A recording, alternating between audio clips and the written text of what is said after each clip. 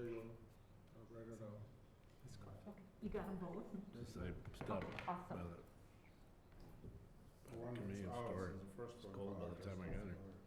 Yeah, the other ones. Tastes like shit. Olivia, you're good. Okay, All right. let's call the meeting to order. And would someone like to do roll call? Sure, Amagashi, Yeah. Clary, Here. Gorman, Here. Maldonado, Here. McKee, Here. Mertens, Here. Perry, Here. Shimming, Here? Wofford. Is that We all have for- a quorum. Great, thank you. So the first item is approval of minutes. Should we do these, approve these separately, or can we approve them together? Separately, please. Okay, approval of December 13th, 2021 minutes. Do we have a motion to approve? So moved. Second. We have a motion and a second, Brian and Brian. Okay, great. All in favor? Aye. Aye. Any opposed? Okay, great. Approval of January 27th, 2022 minutes. Do we have a recommendation for approval? I so move. A second. Marshall and Jennifer, second. All in favor? Aye. Aye. Any nays? Okay, great, thank you. Public appearances for non-agenda items. We do not have anybody in the room with us, so I guess we can move on. Okay. Resolution ordinances. The next item up for action is Resolution R 2722, approving the addendum number 2 and addendum number 3 to the master agreement for consulting services between the city and H&A Advisors for workforce housing endowment program for a Fitchburg rent-to-own townhome project. We have Mike Harrigan here, so if anybody has any questions, he can answer them. Olivia, Yeah, we need a motion and a second. yeah, I'm about to do that. I just wanted to let people know. So do we have a motion to approve? So moved. Second. And a Second. And a second? Second. Marshall, second. Thank you. All in favor? Aye. Aye. Don't, Well, discussion we and gotta discuss it presentation. first, yeah. I'm sorry. Yep. Discussion? And we've got, Mike and Steve are here, I think just to give a quick overview That's exactly what. and presentation on what, Okay. the scope will cover here. Okay, great. All right, well, thank you, even though we're halfway into the vote. I'd like to, give you a little bit of, background on what it is that we're proposing here, folks.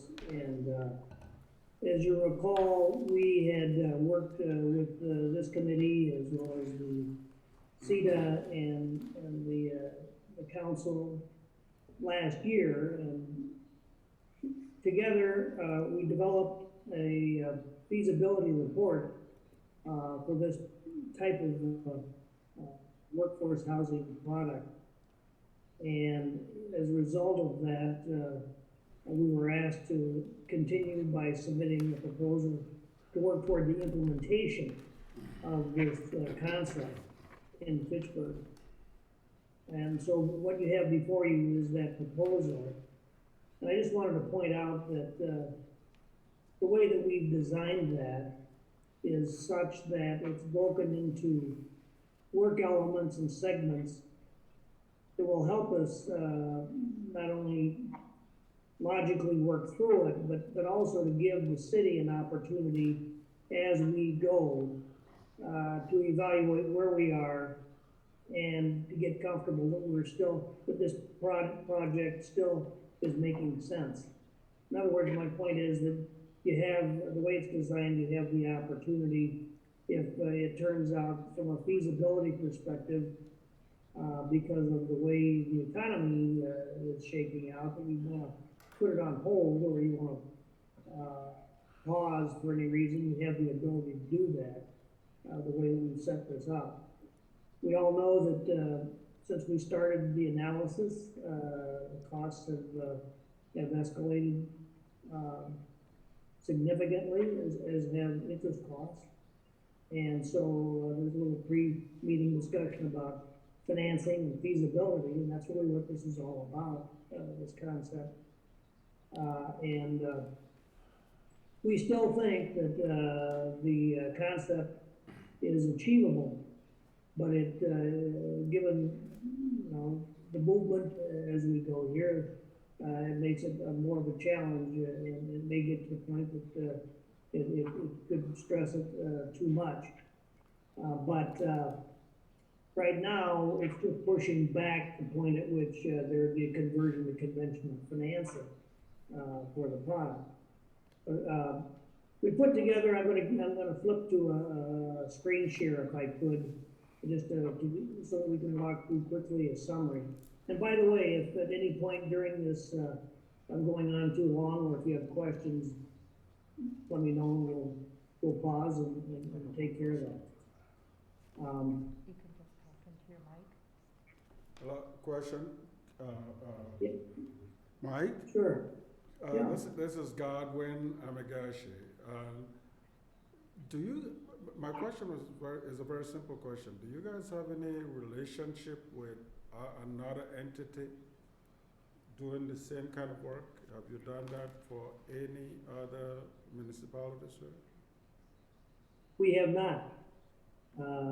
This would be a new undertaking. However, the concept of the rent-to-own is one that is not new in Wisconsin. There is a model for it in Milwaukee, but it's a for-profit company that is undertaking it. This is a different approach, and would be undertaken as in a partnership with between the municipality and CEDA. So we'll see.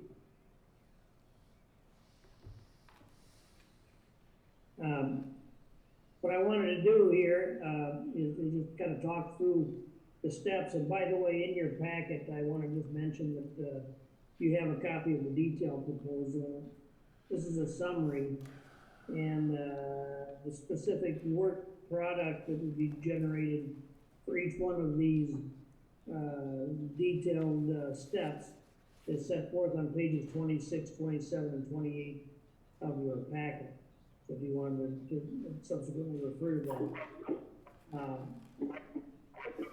Steve and I are just gonna tag team on each of these points, but we think the most important initial step here is going to be an examination of the site and the selection of the site by the city, so that it can gain control of that, and we have a better idea of what we're going to be facing in terms of the demands of that particular location, both in the zoning as well as the topographical and just the lay of the land, and see how that shapes out from a cost standpoint. Our proposal suggests the examination of up to 4 sites that we would evaluate financially and develop a recommendation for the city on.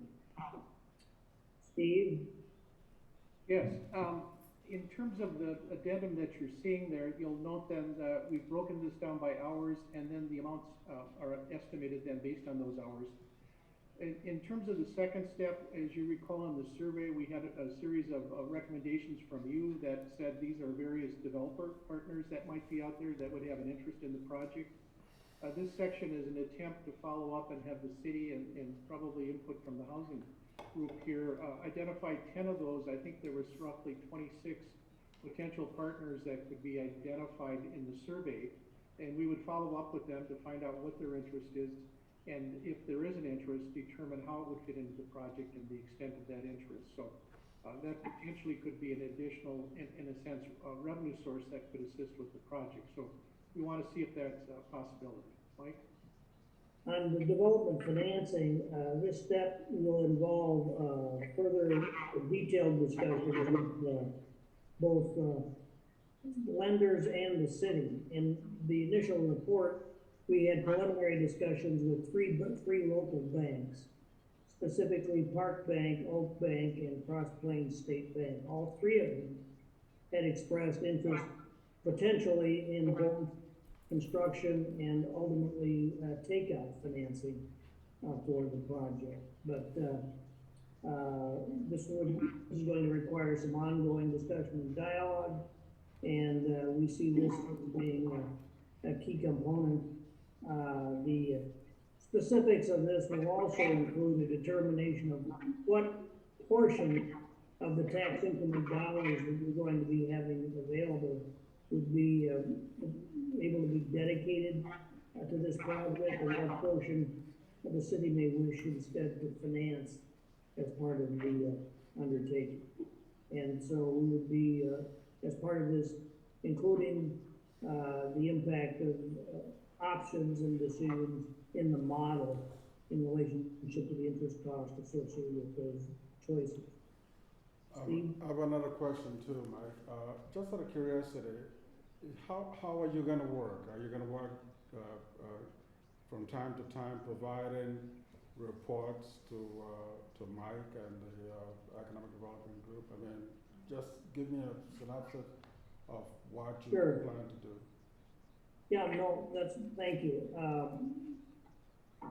What we've done is, I think on page 24 of your packet, there's a summary of what work product you're going to be able to expect to receive for each one of these components. And so, and in the narrative, we talk about how we would approach doing the work. We see this as and I think the important thing is our approach here is going to be interactive with the city. We'll be talking predominantly with the staff, and then we're going to be providing interim reports as we complete these elements. Typically, we don't just issue a report, though. We provide a draft of that that's usually conveyed to the housing committee as well as CETA, so that they have an opportunity to have input, commentary along the way, and they keep us on task, not just on task, but moving in the direction that the city wants to see this project going as we go. And so it's been our style, and that's the approach that we would take. I hope that's answering your question. Yeah, well, I just want to make sure that, I mean, we don't just get a final product. We want to make sure we know what is being built so that all of us get there together, so to speak. Yeah.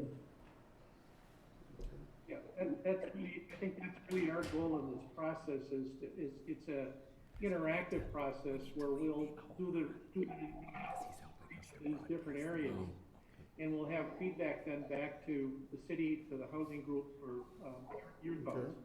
Okay. Could I ask that anybody that's not speaking, turn off their microphone? Because we're getting some feedback here, so we'd appreciate that.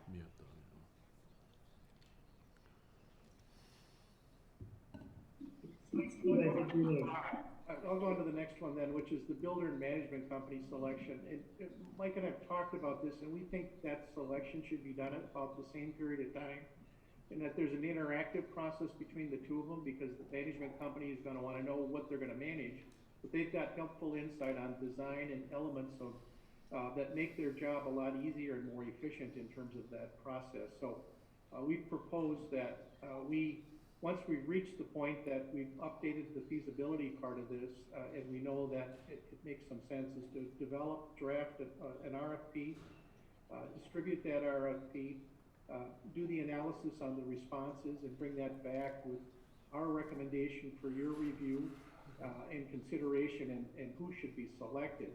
That also includes that once we get to the point where there will be a selection be made, will be to at least have available draft contract, working with the city attorney and other legal people that would be necessary to tie them in. Our goal, and I don't know how successful we're going to be, is to try to get then a guaranteed contract for the construction of the building, so that we try to minimize exposure. As I say, I don't know how successful we're going to be, but that's what our attempt's going to be in drafting the RFP and that process. Mike? So the next one is the update of the development model. Essentially, it's the financial model that we've been using all along. And we see this as being critical, and that it be done frequently enough so that we stay within the range of our tolerances for our goals, performance goals, and make, in terms of making sure that this project is going to work at the end of the day. We're going to start out with updating the model that we completed last October to give us a fresh idea, given today's interest rates and today's costs. We see having to do that at least 5 times during our process prior to the completion of the report. And it may take a few more, but we want to make sure that we're testing it, and that as we see certain variables, metrics changing for the project, that we're able to take those into account and adjust for it, and to project for you and for the city what the impact of that is on the overall cost and ultimately the timing and feasibility of making this work for that targeted income group that we're trying to help, which is really the 80 to 100% of median county income. Once that final update is done, then all of these pieces will come back to you, CETA and the city, for final approval before we proceed. And this envisions the drafting of the final report. There clearly will be periodic reports, but this would be the final report, which would be the basis then for moving ahead with the project. Mike? So the creation of the endowment fund and the documentation. We have, as part of our diligence before even bringing this proposal to the city, we have been working with 2 law firms that have familiarity in this area. Hush Blackwell, as well as the Reinhardt firm, have vetted our concept, both from the standpoint of statutory authority, as well as from the standpoint of making it compatible with the tax increment law and local municipal government finance. But as we hone it down for the specifics of the Fitchburg project, there's going to be additional legal documentation that will need to be created, and we expect to be working with your city attorney and any attorneys of your choice if they choose to farm it out for additional assistance on this. But in this particular area, we've accounted for those costs within our overall model. Those costs have been incorporated into the plan that we've been working with and that we had proposed as part of the financial model for the project. So that really is all of what we're talking about right now. We know that the city's tax increment dollars are probably not likely to be available, as we understand it currently, until sometime in the fall. But what we're trying to do here in terms of our work in this project is do as much advanced planning for it, so that when the dollars are available, we can begin to immediately take advantage of that and begin the process of implementation. We have a second element that we were asked to look at related to the land trust concept that we submitted a separate proposal on that we can talk about. But before we do that, I wanted to stop here and see if anybody had any questions about this element, which is the phase 2 piece that we had submitted.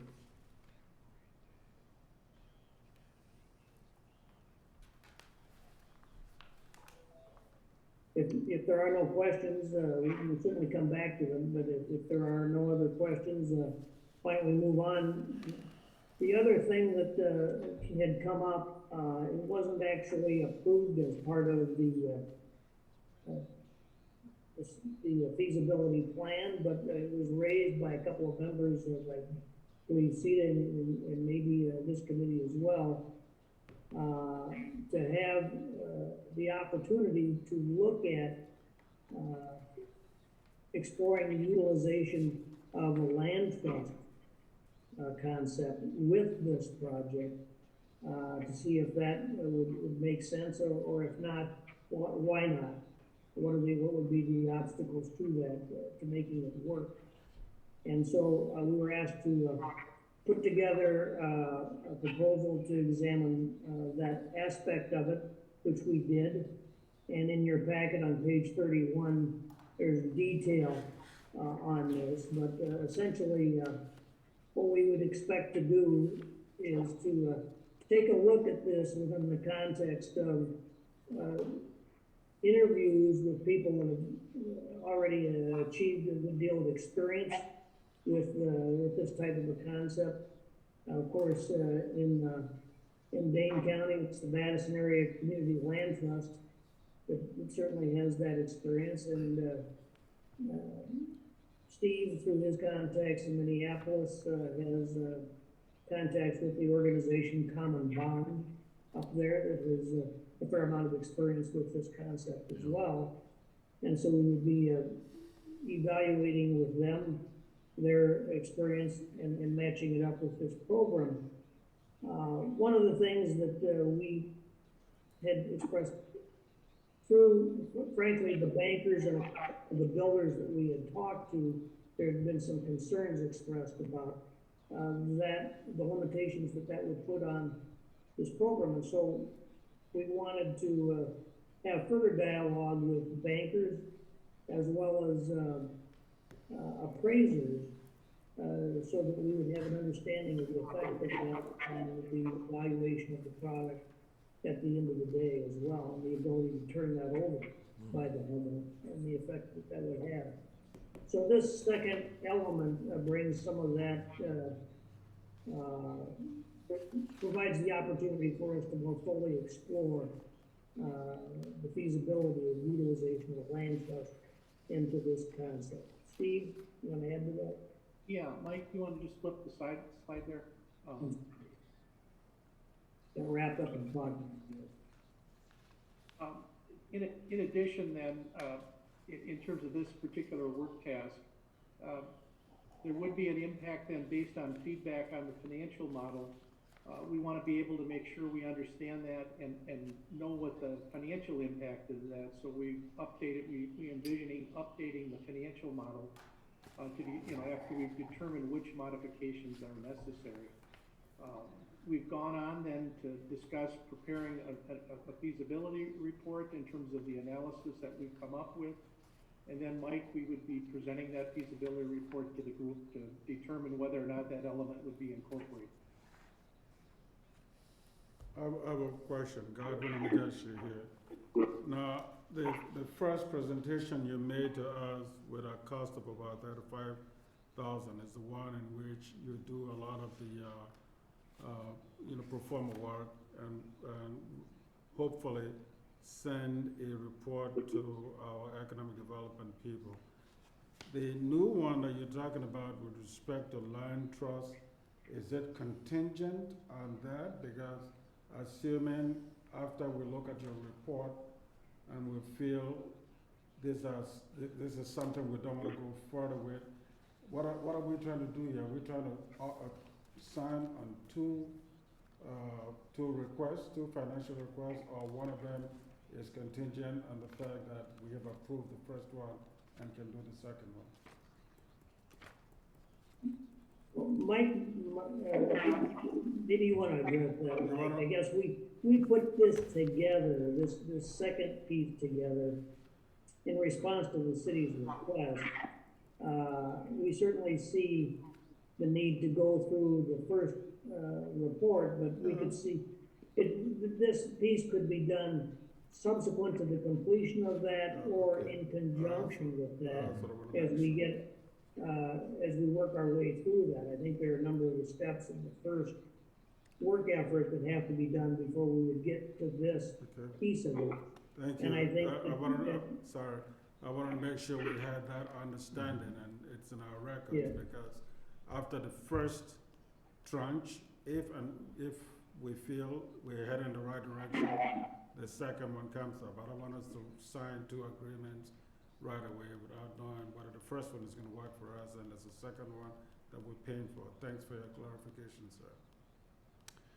Yeah, this is Brian. I mean, Common Bond has a lot of experience in this area, I know from my WADA days, but also, I'm trying to think of communities in Wisconsin that do land trusts, just anecdotally off the top of my head. And I don't know how many there are, but not, Addison maybe. okay, Oh, that's it. Monona, don't they have one? Like Monona?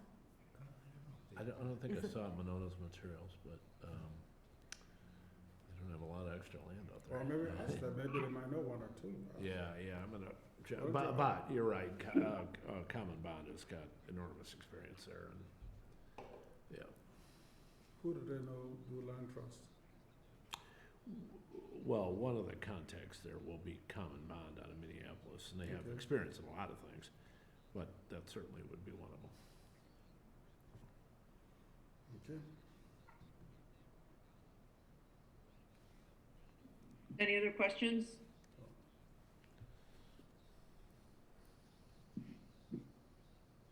Go forward now. We need a motion, or? Yeah, I We think, got a I think, motion. we Oh, can yeah, do so we're gonna vote now. Yeah. oh wait, Just need to. do you have your hand up, No, Godwin? I thought if you're ready for us to vote, Madam Chair, then we'll do that. So we can take a vote on the motion, Yeah. Olivia? Okay, so I just want to be clear, we're including the land trust analysis in this? No, not my understanding. My understanding is the No. land trust will be something that will come to fruition if and when we feel that the first report has been completed. And is that staff's, Mike and Joyce, I just want to make sure we're all on the same page. That's understandable. Or did you want it, or was it your intention to include it in this?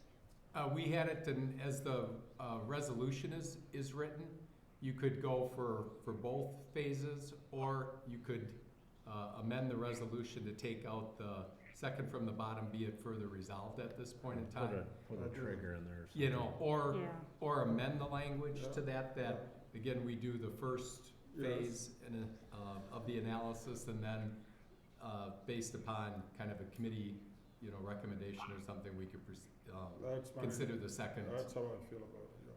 So do you want to make an Okay. amendment? Addendum number 3. Well, do you need So- that as an amendment? Well, So- go ahead. So, this is what I'm proposing, to introduce the amendment as is.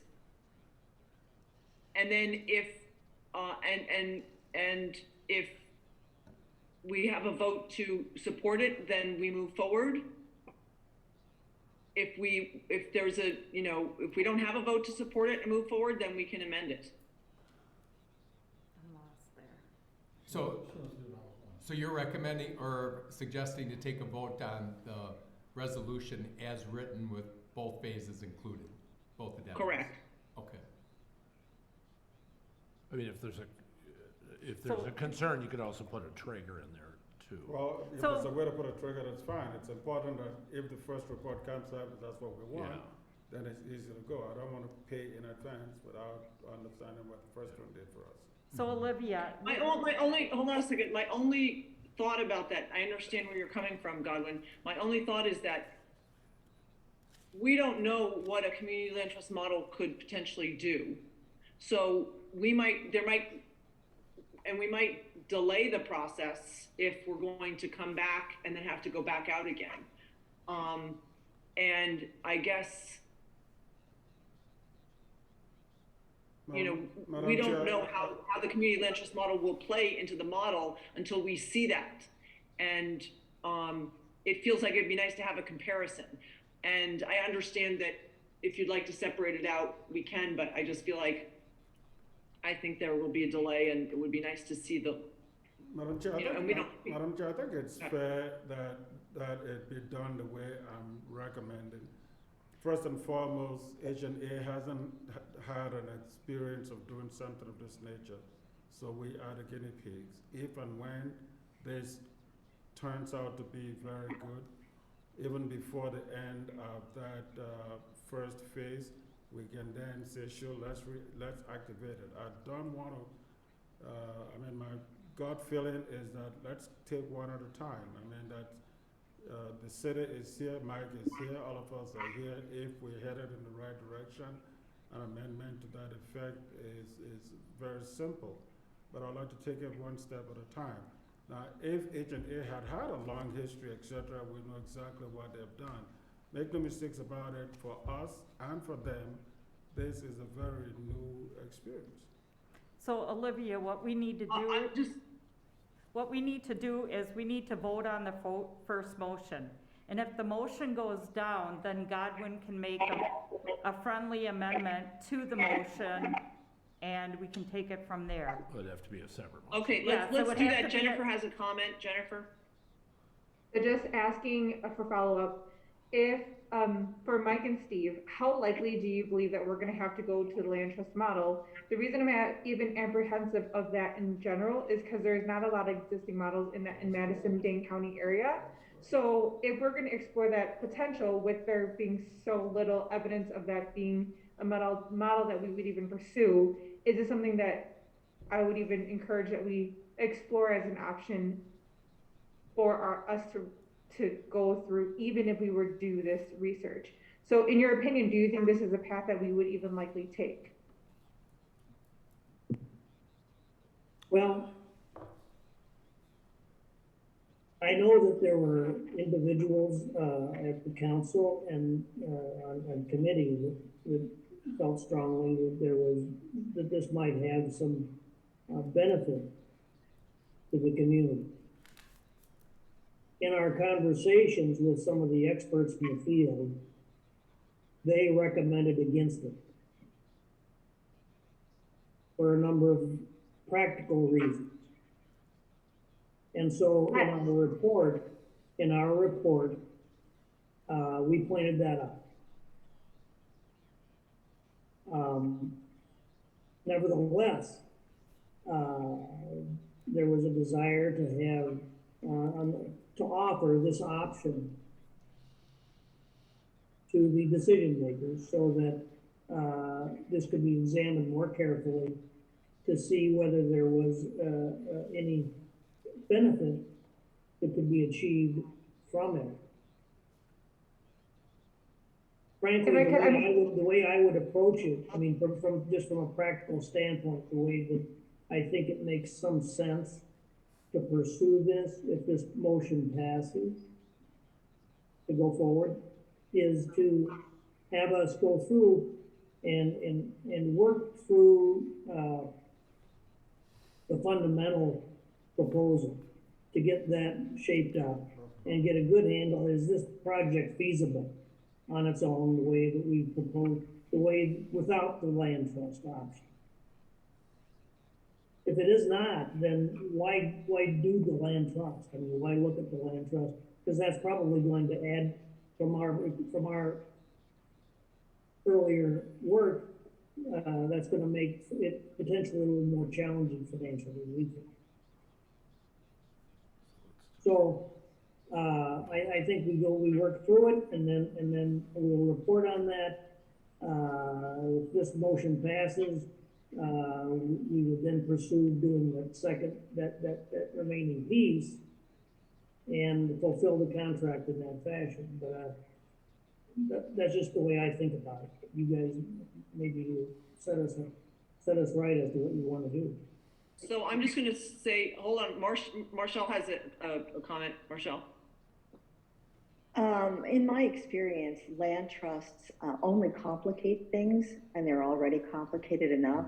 I haven't seen, in my experience, a project that tried to use a land trust come to fruition using it, because it adds just a layer of complexity to the whole project, especially when you're talking about a rent to own, and you know, there's a land trust for the land that's underneath these properties, and so it's more confusing for the potential owners of the property, and it's, I think, more confusing project altogether by adding that asset to it.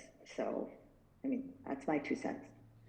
And I'm just gonna make 2 observations. The first one is, the first thing that you said, Mike, is there are city council members and committee members that have expressed an interest in seeing what a community land trust would do to this model.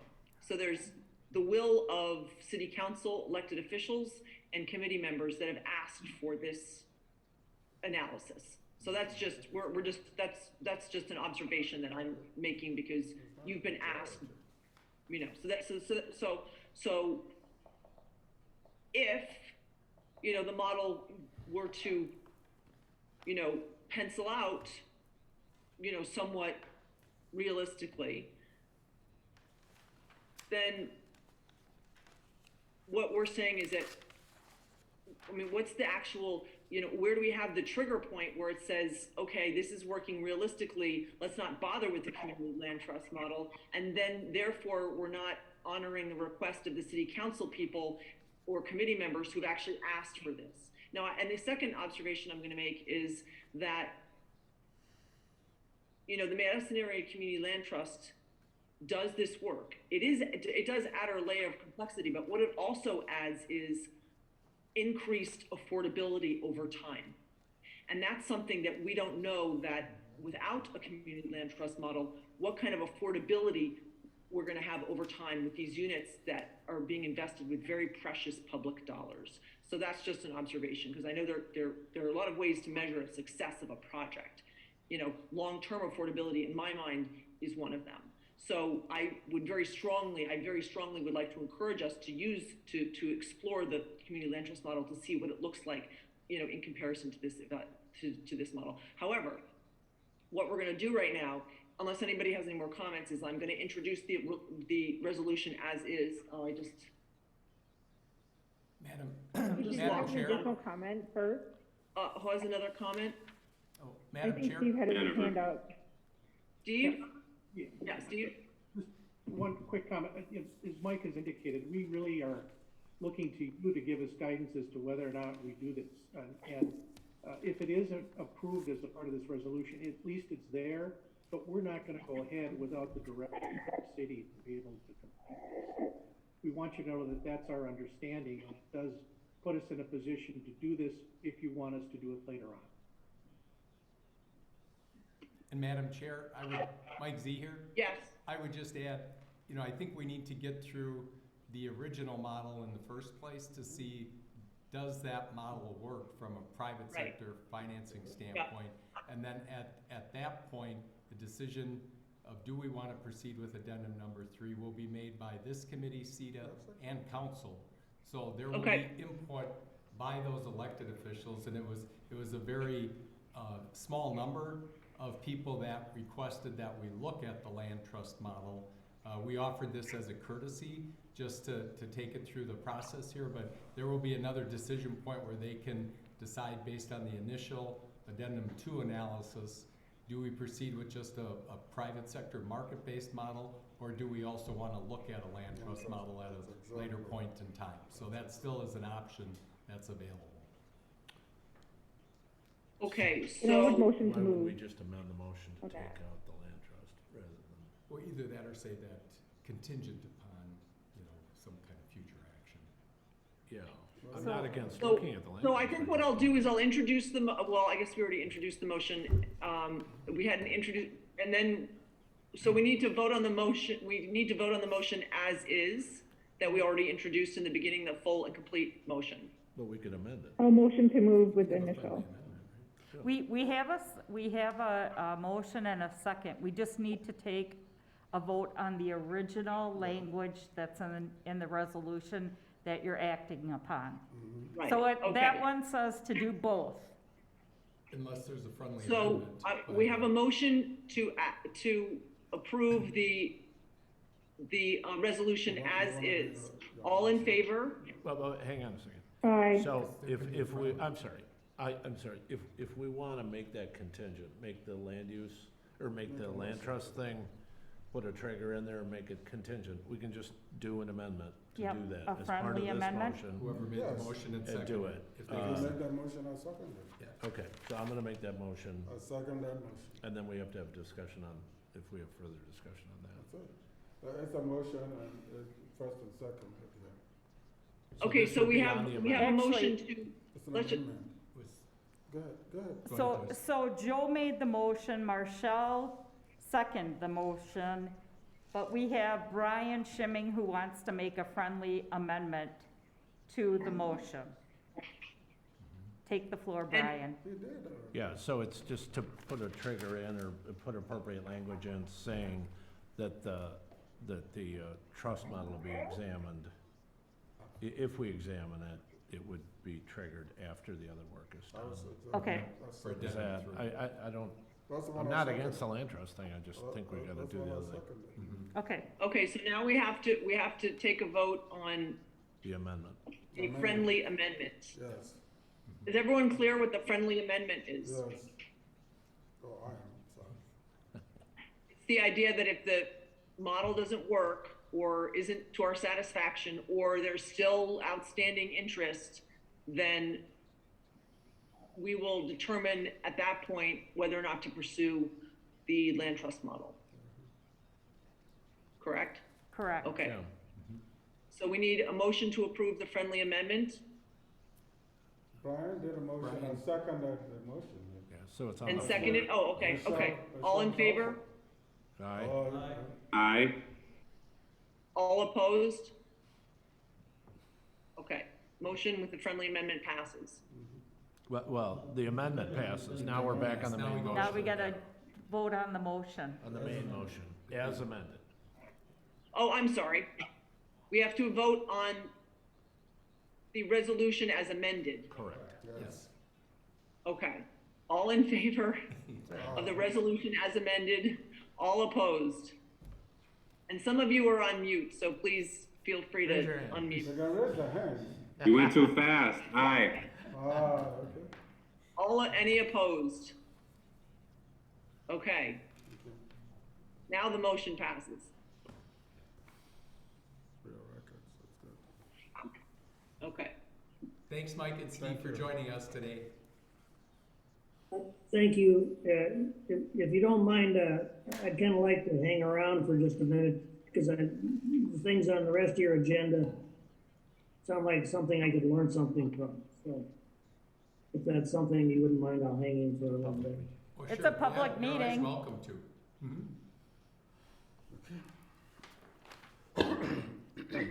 So the next item up on our agenda, although I lost it on my computer, I believe is the department review or just the department update. Affordable housing programs. Affordable housing, a roundtable discussion on affordable housing programs. I'm sorry. Okay, yeah, I thank you. Yeah. Okay. So, the idea with this is to really give feedback to, the city about all of the different programs that they presented us with. Yeah, Oshkosh, City of Madison, there were a lot of quite a number of programs. And then, this information they're gonna take back and utilize this when they're developing policies for the TID funding that, 2.5 or 2.7 million TID funding that is coming down the pike. So I think what the best thing to do is kind of go around and people share their thoughts or observations. I do know that Mallory has a presentation on accessory dwelling units that she would like to share. but I think it's important for everyone to have a few minutes of their own to kind of reflect and share what they think should be a priority for the new workforce housing fund or affordable workforce housing fund. So would anybody like to start? Why don't we start with Mallory? Okay. Let's see if I can do this. Scott, you might have to help me. I'm going to share my screen. I need to find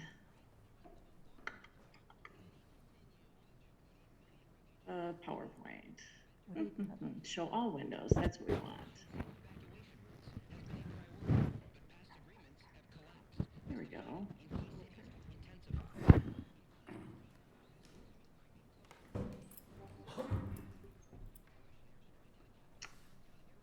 Is that visible to everybody? Yep, we can see it, yes. Perfect, thanks.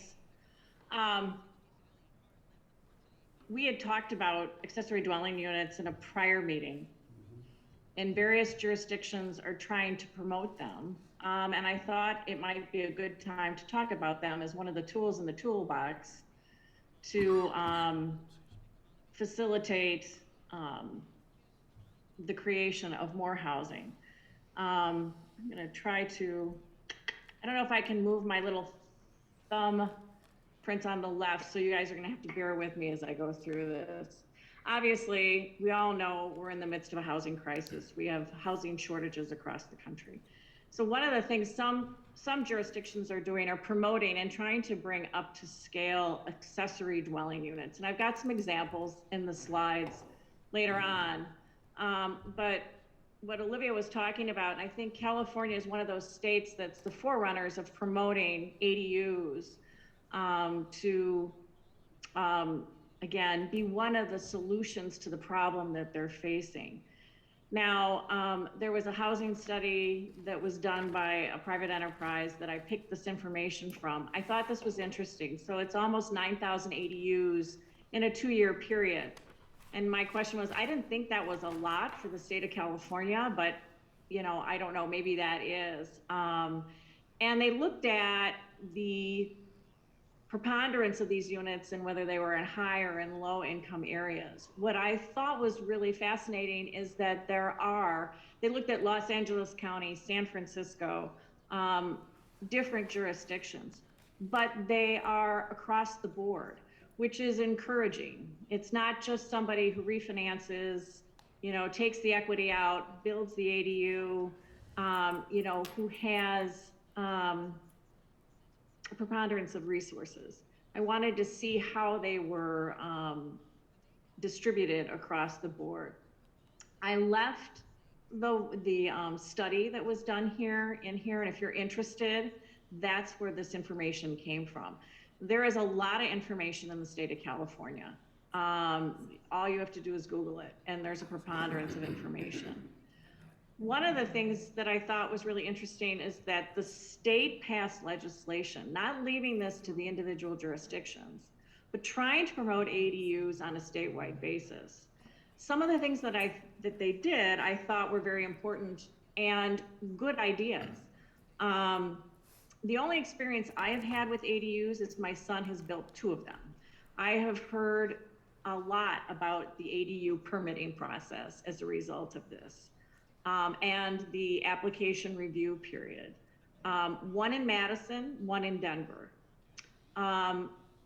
Interesting that they talk about here in this legislation a shortened application review period, minimum design standards. The second item I think is fascinating because there's generally an owner-occupant requirement. In other words, you either own the ADU or you own the main structure.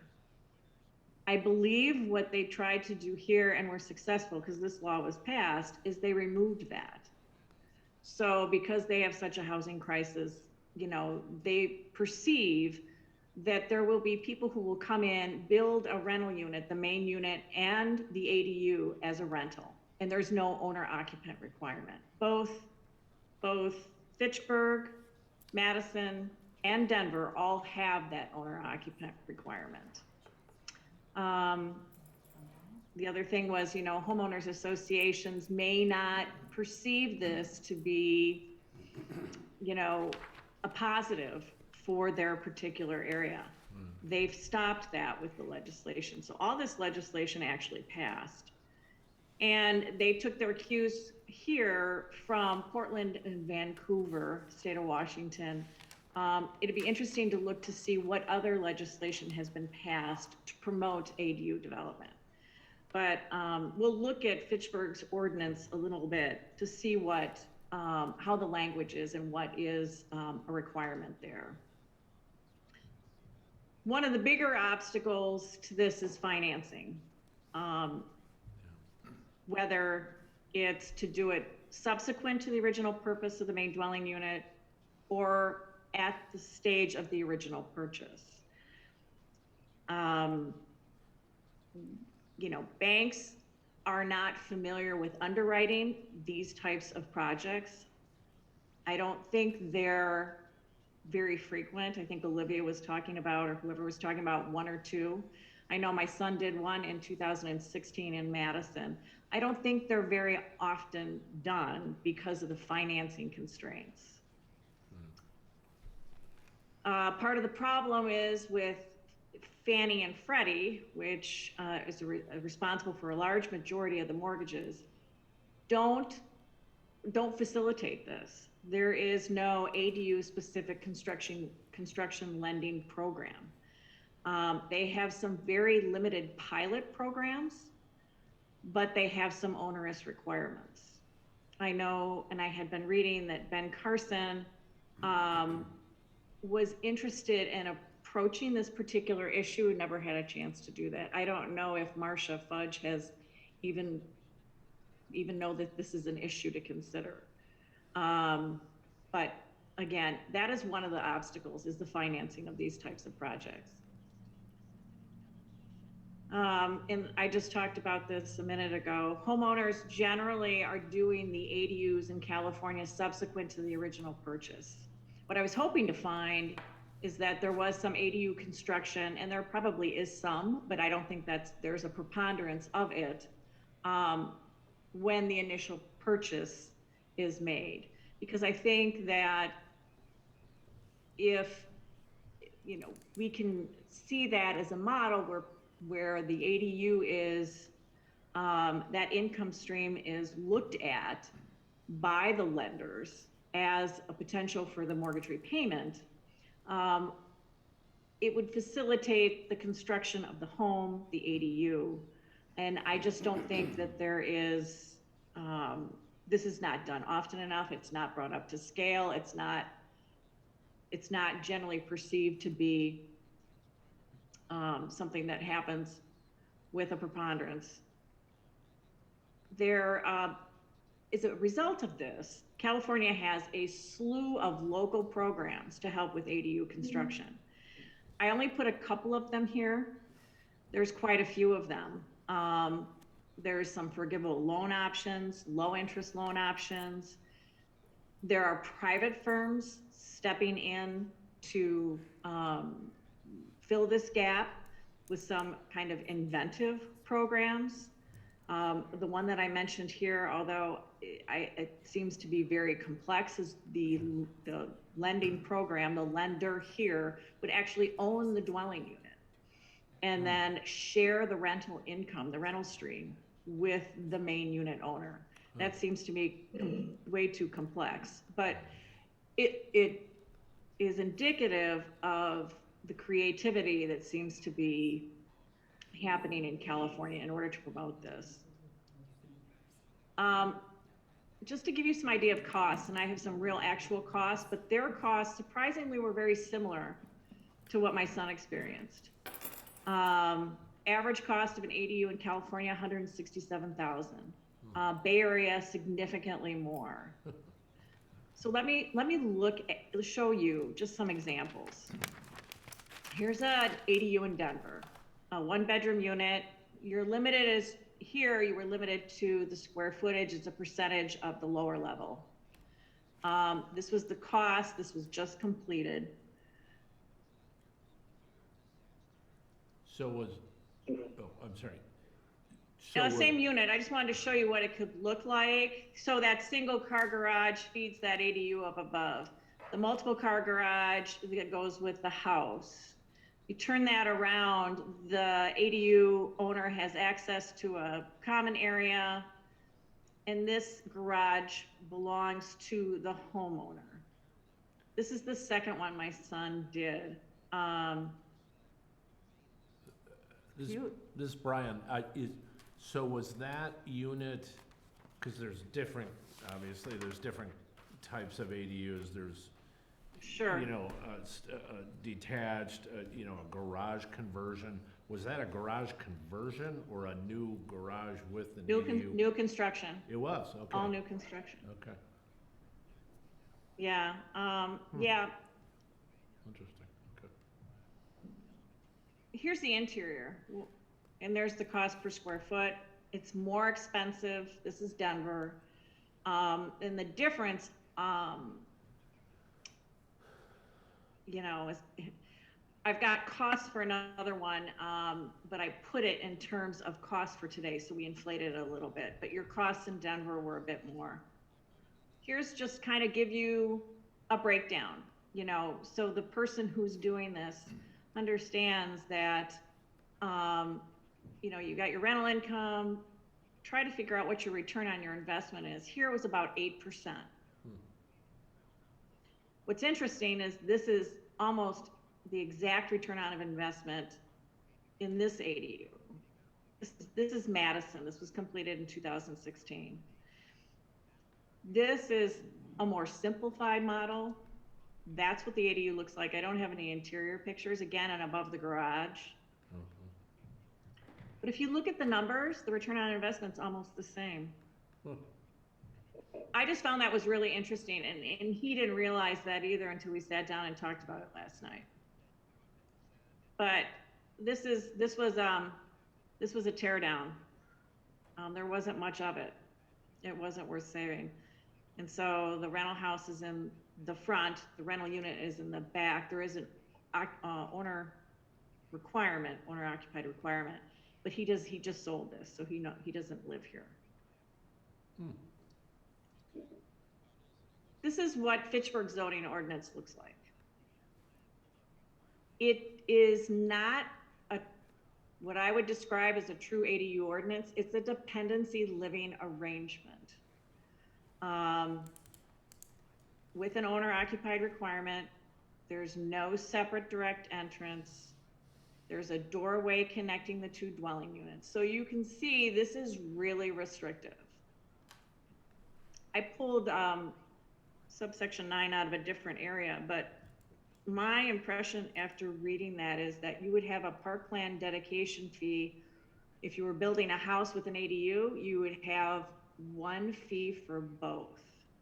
I could be wrong, but that's what Madison has done. So you can see this is not promoting what I would say is an ADU to solve a housing issue. This is really to facilitate a dependency living arrangement. So it's probably written, the language is probably written before this issue got interesting. Yeah, Fitchburg's parkland dedication is based on dwelling units, so technically that'd be 2 dwelling units on one parcel, so there'd be 2 fees in the city of Fitchburg. Yep. Right, and that's the same with Madison. Here's the smart code. The only, and correct me if I'm wrong, anyone, but I looked through the smart code trying to find references to ADUs. Here, you've got a minimum, or not greater than 600 feet. That's different from the zoning code, which is 750. There is an ownership requirement here. It is of right with regard to it's not a conditional use, as I understand it. These were the only 2 references that I found to an ADU in the smart code. Just a little bit of information about Madison. Again, you'd have a separate fee. You do have an owner occupied requirement. What's new is apparently they're allowing, it was much more restrictive, now not so restrictive.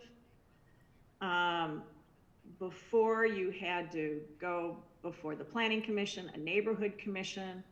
My son, when he did this process, was fresh out of college. It was a great learning experience for him, speaking in front of public groups.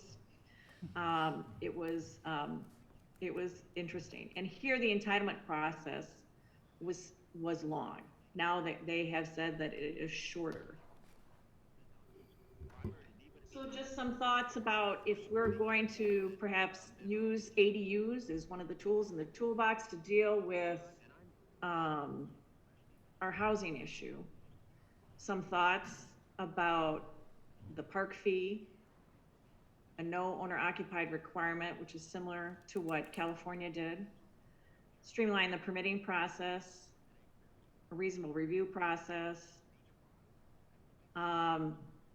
You know, again, rewriting basically the zoning ordinance so it doesn't require an attached dwelling, no limitation on the type of occupant.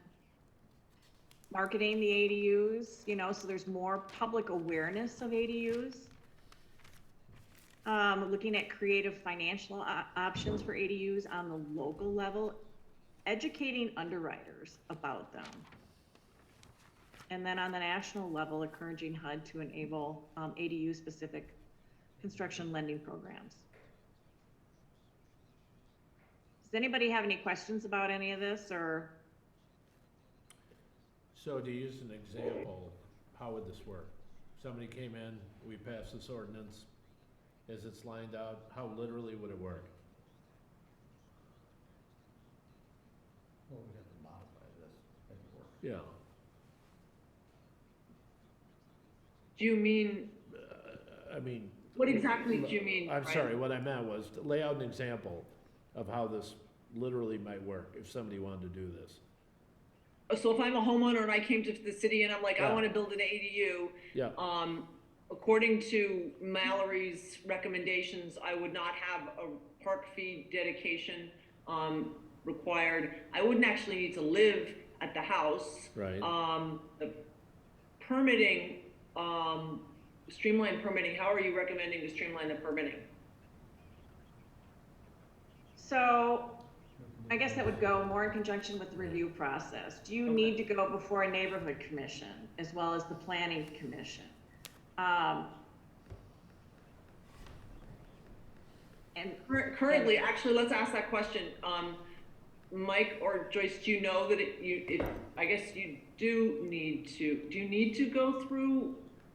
Currently, I Do you mean, need- this Yeah, is- you this do. is Brian M. Currently, you'd have to go through conditional use process, which is at a minimum 90 days typically with publication, Right, plan commission meeting and city council meeting. So you're at a minimum 90 days, and that's if the council or the plan commission actually move on your item. I think the streamlining permitting process part of this would be that it's just set up in the zoning code as long as you meet the zoning setbacks, you're good to build it. As long as you meet the building code requirements, you're good to build it. And that way you don't have to get the conditional use permit, it's a permitted use then. And that would just be changing it in the zoning code to permitted use.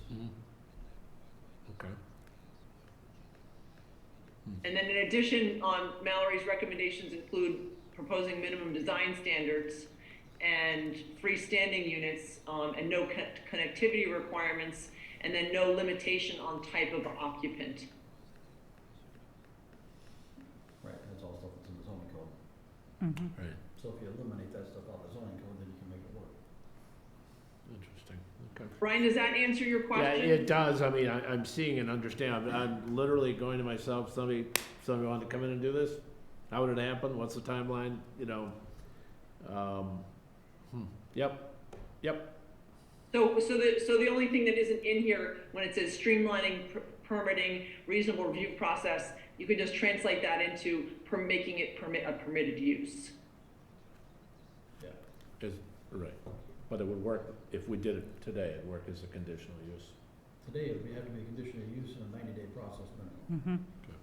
And there'd be a park fee requirement, and then, that review they'd have to go in front of the neighborhood commission, the plan commission, and all of that, right? Right, okay, no, that's helpful. So does anybody have any other questions or comments or thoughts One on question. the ADU presentation? Brian, this is I guess I would, you. Is someone talking? Who's talking? Ma'am, oh, you can't see me, Godwin here. I was about to I ask, can't see you, Godwin, go ahead. good. Just out of curiosity, Brian, you are a developer. Are you guys excited about ADUs? Well, I think it depends if you're doing you can't say traditional neighborhood, because that means typically alleyways nowadays. Yeah. Yeah. Whether you're talking about a neighborhood where it's street front homes and with garages forward, or if you're doing them with garages rearward or off an alleyway and you're doing the plat, that's what's gonna make probably the most difference in whether ADUs are more feasible or not. I mean, if you have a front-facing house with a garage, it's more difficult to build an ADU onto it that has got its separate entrance, and looks detached like the ones in Mallory were showing, because those are all detached units behind either off an alley or entering from the back street. So it might be, but then, you know, when you try to, Mallory pointed out that it's been done in different neighborhoods. In Madison, we've done a couple of plats like this, and the ADUs were on corner lots. And that way you could have the garage facing one way with a separate entrance coming in from the second street. So it almost looked like its own private house, but that was the ADU access. You know, so you can do it in a normal neighborhood design, with corner lots very easily, but you would have to do a T&D or traditional neighborhood design with alleyway fed in order to get something like Mallory's showing with those examples. And there are two different price points typically of homes, and of densities in the neighborhood itself between the two types of developments. I don't know if that answers your question or not. The development that's on Seminole here, I mean, it's relatively small to that, small housing. Are they ADUs? Those are all twin homes, Yeah, so okay. 0 lot line duplex. Yeah. They do have Oh, garage in front. access off the back, Yeah. which I don't think ADUs would be allowed in a duplex setting. Okay. I don't know, I'd have to look through Fitchburg zoning ordinance to see if it would be allowed, because then you're taking a 1 or 2 unit and making it a 3 or 4 potentially. So You would, know, I've looked at some of those units, and the surprise of how small, relatively small they are, and the prices are that high as well, so I'm a little concerned. That's the world we're in right now, though. Well, Huh?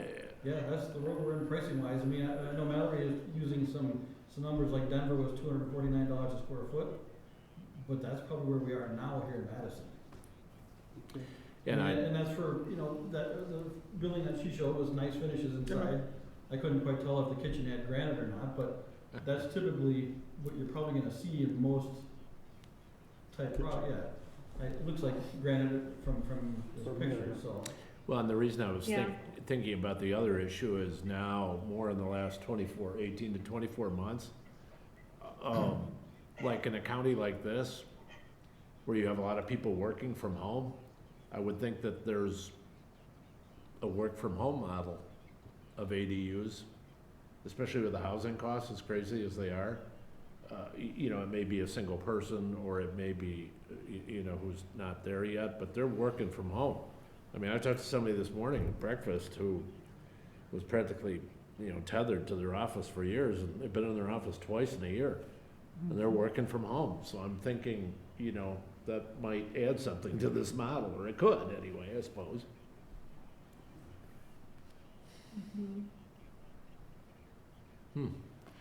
I think probably out here, it would be more of somebody finishing their basement for a second unit for a rental. That would, I mean, we don't have a lot of those, you know, carriage houses or anything like that.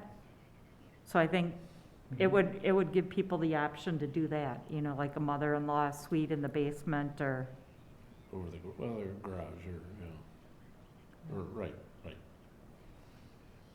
So, just for background for Joe, we did, take this to CETA, and there was support for, removing some of the language in the ordinance for, to change it from a dependent living, unit to, you know, more of an ADU.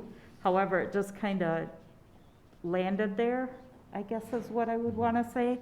So this is where we have the difficulty in trying to figure out who's gonna make the next steps. So I don't know if that's something you want to report out when you go back to council and, you know, or talk to Julia, and maybe you guys do something, and Jim, together collectively. Joyce, do you think we should just sort of maybe have a informal, you know, question? Do people think this is a good idea? And, you know, looking at Mallory's recommendations, obviously we don't have an action item, this is not a vote, but, you know, do people in general, you know, think this is a good idea and, you know, think that we should pursue this? Fitchburg that should pursue this, would that be a good idea, I think? Well, my hope from today was to get a list of things that we would like to see Right. happen, and that address some of the recommendations in the housing plan. And then we would sit down with our alders and with CETA and say, okay, this is where we're, you know, some of the things we would like to see. And then we have to figure out who's gonna take it forward. Okay, Does that so you sound- don't want to go around and see, you just want to hear from everybody individually about what their priorities are and then take that back? Yeah, yep.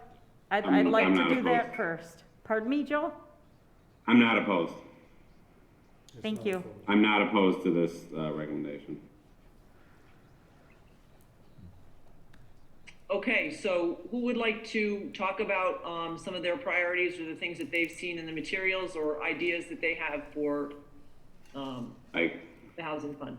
Joe? yeah. I'll keep it brief. I don't have a, like, very drawn-out, extensive, kind of well-researched presentation. I just think, based on my sort of amateur read of the housing plan, I think one priority should be, and this is after talking to staff as well, rehabilitating apartment buildings that are in stagnated or poor condition.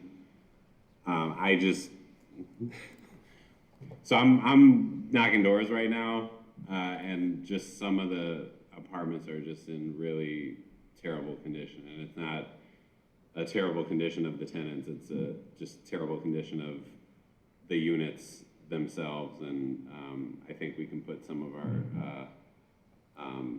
funding towards this. I also think that, you know, I would, you know, I know we've talked about it before, but community land trusts as an option, as well as utilizing using vacant or underutilized land for new housing. And ultimately, I think that, you know, several neighborhoods have plans. There's the Anton Drive study, for example, that, you know, has recommendations about, you know, new development that's a mix of commercial and residential. I think we can put, you know, funding towards that as well. Like I said, my recommendations or my thoughts are not sort of incredibly specific, but those are just the directions that I think we should utilize this fund for. And then can I just ask a question? When you say utilization of underutilized parcels or vacant parcels, do you actually mean land banking, or do you have a specific idea for those parcels that you're talking about? Land banking, yeah. Okay. Yeah, and I say all this with full transparency that housing is not my background professionally, and I'm doing a lot of learning on this committee, but just, you know, all of this is just a read from, you know, looking at the housing plan and talking to Joyce and, you know, hearing some of the conversations that we've had on this committee. Okay, thank you. Who wants to go next? Marshall? Okay, I drove around Fitchburg the other day and was kind of looking at neighborhoods and communities, and I agree with Joe that there is some multifamily housing that could use a little bit of an update. I haven't been inside any of them. So on the outside, it's like, yeah, we could use some work. Don't know how bad it is on the inside, so I can't comment on that. But also thinking about the options that we've seen from other communities, I really like the Oshkosh version of making funds available for people to buy and rehab some of the older housing that we have. When you go through some of the older neighborhoods, there are some houses that are just, you know, they were probably built in the 60s through the 70s, and they're in great shape and they look really nice, got good curb appeal. But right next door can be something that's quite run down. For someone to buy and preserve that housing and bring it up to a community standard would be really beneficial, I think, to Fitchburg altogether. The other comment that I would have would be, and I haven't read the code on that, but listening to the accessory dwelling units, Fitchburg and as a number of people are working from home rather than feeling like they commute, we have a number of properties that are on larger lots, right, that have separate garages or have the space to have an accessory dwelling unit, but are probably rural residential or something like that. I don't know what our code is on that, but we could increase density for those individuals by allowing that option in that kind of zoning environment rather than in the city's developmental area. Thinking about that as a placement for accessory dwelling units as well. Yeah, that's my 2 cents. Thank you, Marshall. Jennifer, do you want to go next? I echo Marshall a lot. Just to give you a little heads up, so if you were to get an accepted offer in January with competing offers, Dane County on average had a 5.5% over asking price in closing. So that was in January if it was competing. That's just of Dane County. In February, it was 8.5% over if it's a competing offer situation or home. As everyone kind of alluded to, we are in a housing shortage. It's not affordable. I love Mallory's presentation on the ADUs. I don't know how that specifically acknowledges the expensive prices that we have, but one thought I had was a lot of people, there's a population that is trying to age at home as well. If there was family that was able to, house multiple generations in a home, example, ADU or a carriage home in the back, that would somewhat help with the age at home population to maybe sell their properties. But my vote would be for the rehab, not only in the apartment buildings, but for the older homes in the area. It needs a little love, and for us to be able to create a program to aid in the apartment buildings specifically. I don't know, Mike, which buildings we walked into last year, but there were 2 projects, I think, on Traceway that were rehabbed from a developer. But those turned out great, and I think that would be something that we could fire money to as well to kind of bridge that gap a little bit in the Fitchburg area. But one city I'm trying to find more information about is actually Sun Prairie's housing initiative.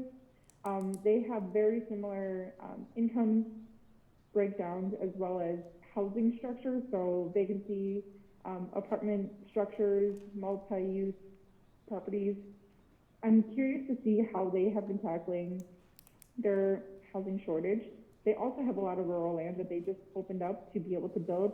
Similar to us, they're opening up the urban youth service lines, and so they are in I would say a little further along potentially in their development of residential areas in new construction. So I'm curious to see how they're kind of balancing the new construction and rehabilitating current properties, because they also have older homes as well. So I'm doing a little research on Sun Prairie's plan in that regard.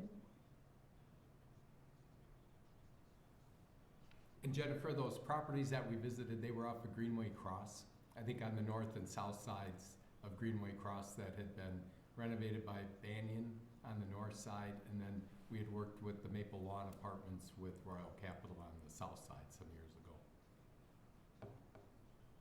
And just Thank you, an thank you, FYI, Jennifer.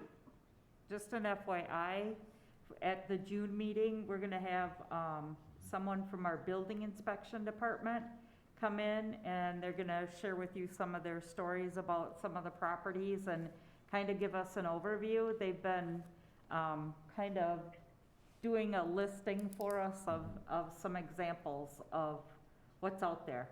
So be ready. Okay. Thank you. Thanks, Jennifer. Who else? I know that Brian is in, do we have Brian and, You got Brian, Godwin, and Brian. okay. Who would like to go next? Well, this Brian McKee, I guess, I looked at, the city of Monona has a facade improvement program for commercial properties that is, they have two of them, I think. One's a grant program, the other one's a loan program up to $15,000 or $20,000. That maybe that's a method we could use for updating and upgrading single-family homes, and maybe it's expanded to do something with apartments. That's just something that I know that's existing with commercial stuff. That we've worked with that program on properties on Monona Drive, but those are all commercial properties. Yeah. But take that same concept and use it for a single family for housing that's, more than 40 years old and meets certain requirements. That might be a way to help improve older housing stock. And then could that also be expanded depending on the number of units in an apartment? Use a multiplier that you gain so much for a multifamily. Thank you, Brian. Godwin, Brian? No comments from me, Godwin. Yes, Brian, I don't have a lot of extra comment. I'm interested in that Monona thing as well on the ADUs. And California, of course, has such an California is like out of control. Everybody I've talked to, folks on national boards I've been out with, it's just out of control, and so they needed to do something. Doesn't Minneapolis also, Mallory, didn't they do something as well in Minneapolis on ADUs? Am I wrong on No, that? I think they have an ADU ordinance. I haven't looked to see how successful it's been, what they've done to facilitate the construction financing, but I'm happy to do that. Portland, Vancouver, Seattle, they have all done something. So I'm happy to do a little additional research to see how successful those programs have been and what the local jurisdictions have done to facilitate that. Yeah, this is Brian McKee. I know that Minneapolis changed their zoning, Minneapolis and St. Paul both changed their zoning that anywhere it was zoned for single family to allow ADUs. Really? So that was they did it, between the Twin City municipalities and several, like Bloomington and some of the other areas right around there did it as well, so that it was kind of regional zoning modification, so that all ADUs were allowed in any one single family zoning.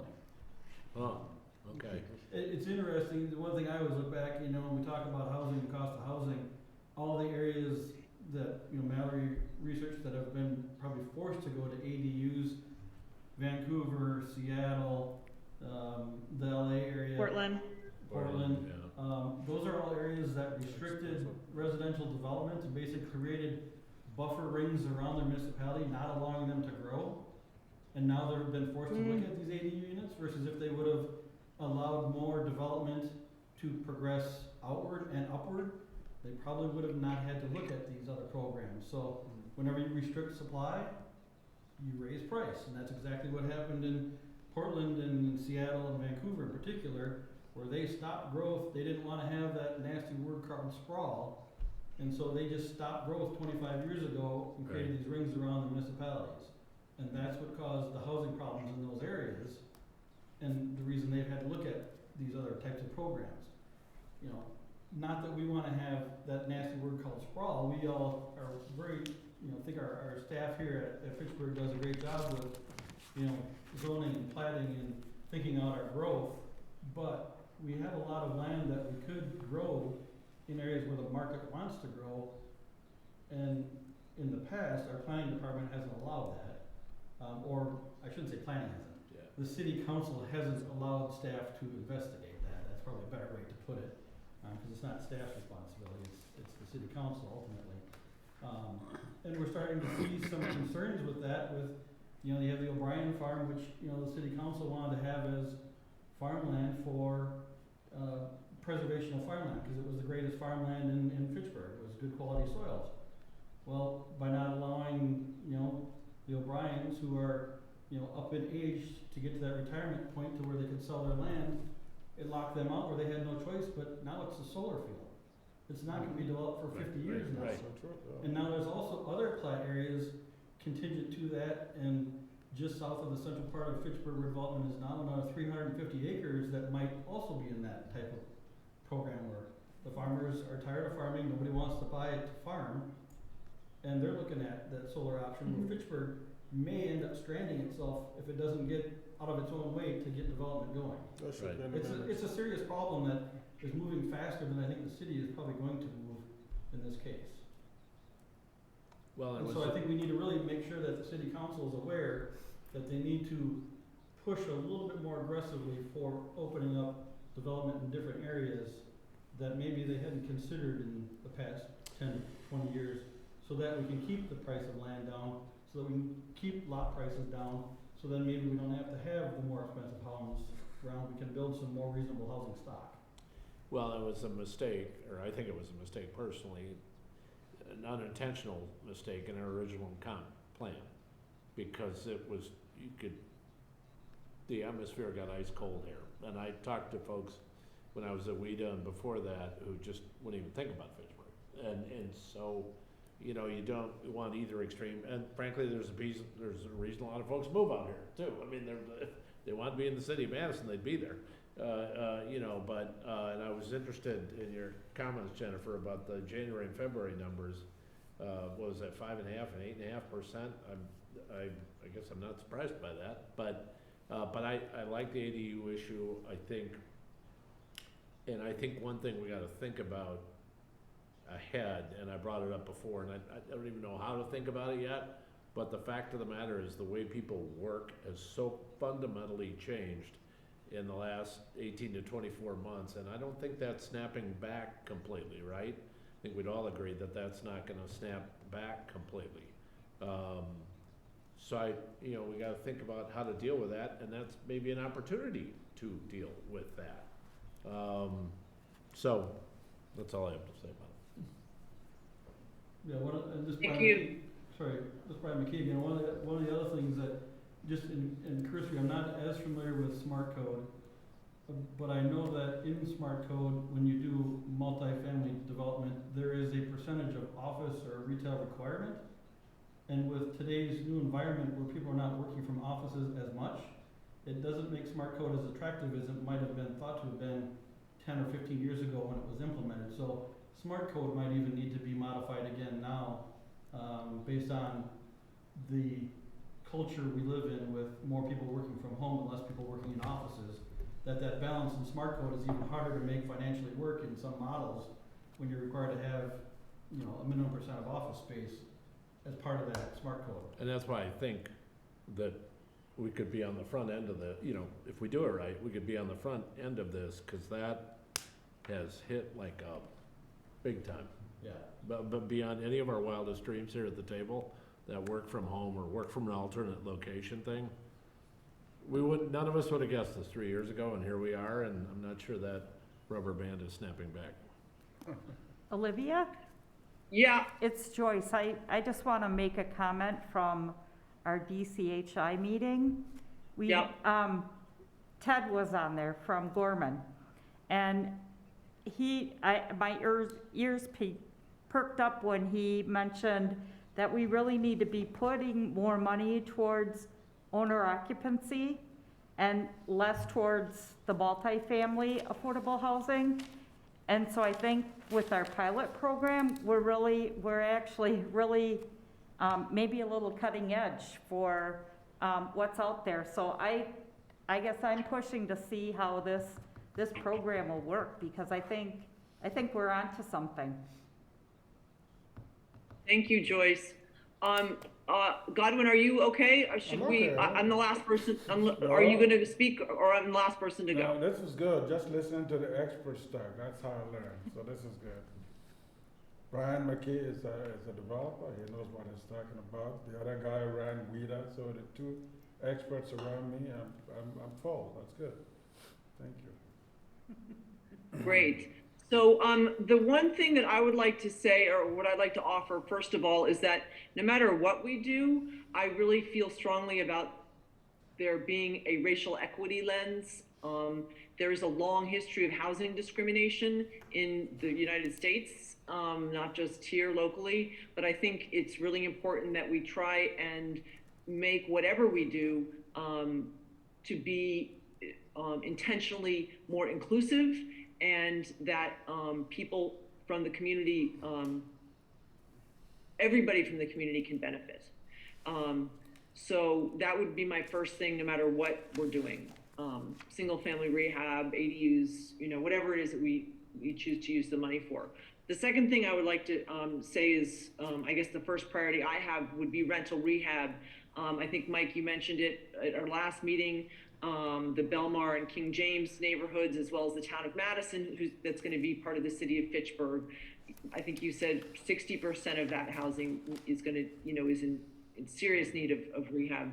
So while I think that it's really important to build new, we don't want to lose what we have. And obviously, you know, when multifamily gets, especially the smaller units, get really out of date and degraded, they are vulnerable to loss. And then that means that would, you know, to replace those would be a whole other, you know, added additional money. So my number one thing would be rehab, rental rehab, the smaller units, you know, that you know, whatever, 4 to 12 units or whatever, you know, that are in the Belmar, King James, and the town of Madison. After that, I do think that, because I think that it's important not just to recognize the people that can buy homes or you know, move into a new home, single family home. I think it's really important to recognize the people who are at the other end that are struggling. And I really appreciate the two programs that the city of Madison has, the emergency mortgage payment grant, which allows for $550 a month for 3 months. I'm not sure what we would want to do, but I think emergency mortgage payment grant to make sure people can stay in their homes. And I was interested in, as well as the emergency repair. These are, you know, that obviously deal with a lot smaller amounts of money. But if someone doesn't have the money to put a hot water heater in their house, and, you know, they might have to move or you know, can income qualify for something like, you know, some emergency repairs, I think we should consider that end of the housing spectrum as well. So, yeah, and I do think that, you know, land banking has a tremendous amount of potential to bring down the cost of single family as well as multifamily. So I do think the city should look into that as well. So those are my comments. Yeah, Olivia, those were the apartments I was referring to. You know, specifically in the neighborhoods that I live in or here. So. Yeah, and I did want to make sure that, you know, the Healthy Neighborhood Initiative that that the city started a few years ago, whatever we do, it would be great if this kind of had some sort of linkage to that. And I'm not sure if those neighborhoods that I mentioned are part of that Healthy Neighborhood Initiative, but I think yes, yeah, they are. They are. I'm also wondering to what extent these funds are eligible for, I don't know, like within apartment units. You know, you have either community rooms or like things that are sort of specific to, I guess, resources for tenants. If that's a possible use of funds, I think we should explore that as well.